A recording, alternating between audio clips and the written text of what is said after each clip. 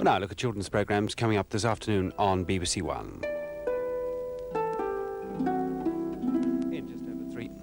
In just over 3 minutes, Play School with Don Spencer and Chloe Ashcroft.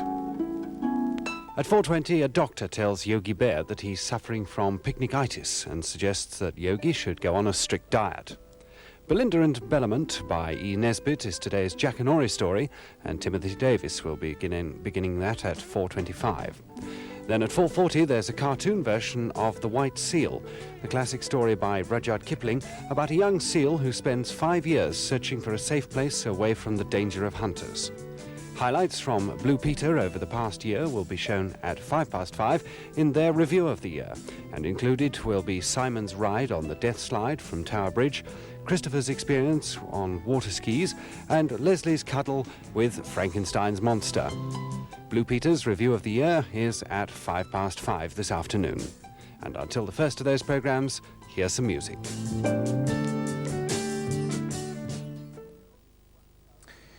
But first, here on BBC1 in the South, it's time for a look at the afternoon's news. Good afternoon. A 7-hour air and sea search for 2 young Frenchmen washed overboard from their sloop Jonathan off Portland Bill has been called off. The Frenchmen, part of a crew of 6 sailing from Dartmouth to Cowes in the Isle of Wight, were torn from their safety harnesses and thrown into the sea by a large wave about 8 miles southwest of Portland Bill early this morning.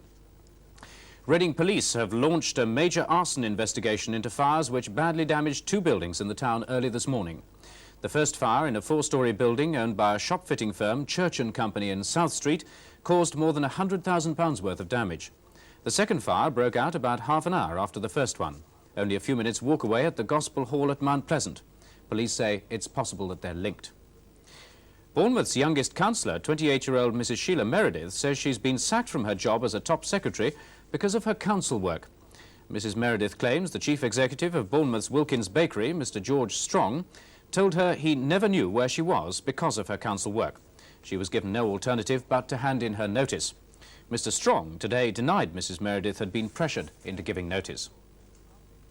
Goodwood Racecourse in Sussex is to get a new grandstand and other facilities costing nearly £3 million. The improvements have been made possible by an interest-free loan from the Horse Race Betting Levy Board. Lord March, the chairman of Goodwood Racecourse Limited, says if the levy board hadn't intervened, Goodwood might have had to close within 5 years. A 27-year-old car worker accused of murdering his wife on Boxing Day was freed on bail by magistrates at Reading today.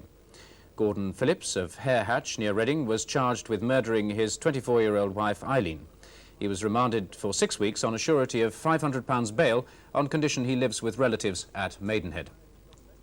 Football, and Bournemouth's manager John Benson feels they can make it third time lucky against Wimbledon when they meet in the FA Cup second round replay at Dean Court tonight. He said today that in 2 previous encounters, Bournemouth were the better team. Striker Steve Massey will again be in tonight's squad, but the final lineup won't be decided until just before the match. That's the news for the moment. We'll have more news in South today at 10:06. Now on BBC One, it's time for Play School, introduced by Don Spencer and Chloe Ashcroft. A house with a door.